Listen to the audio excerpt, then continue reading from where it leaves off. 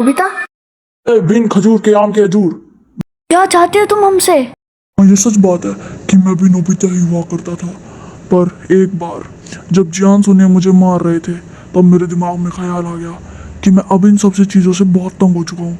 तो मैंने जियान और सुनिया को मार दिया और यहाँ तक कि शिजुका को भी मार डाला। फिर मैंने अपना नाम हटा के नोबिता से शैंक कर लिया। तब से मैं घूम घूम के कमजोर नोबिता और डोरेमोन को मार रहा हूँ। सूखे गन निकालो, इन दोनों को भी खत्म कर देते हैं। सर ये लीजिए आपकी गन।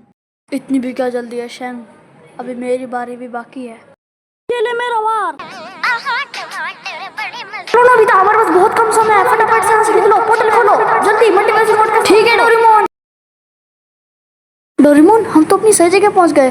क्या हम वापस अपने रूम में ही आ गए हैं या फिर ये कोई दूसरा यूनिवर्स? तुम कौन हो और मेरे रूम में कैसे आ गए? हम सबका मकसद एक ही है, चीन टपाक डमडम। ईंट का वार। सांस नहीं आ रही। अगला एपिसोड कल।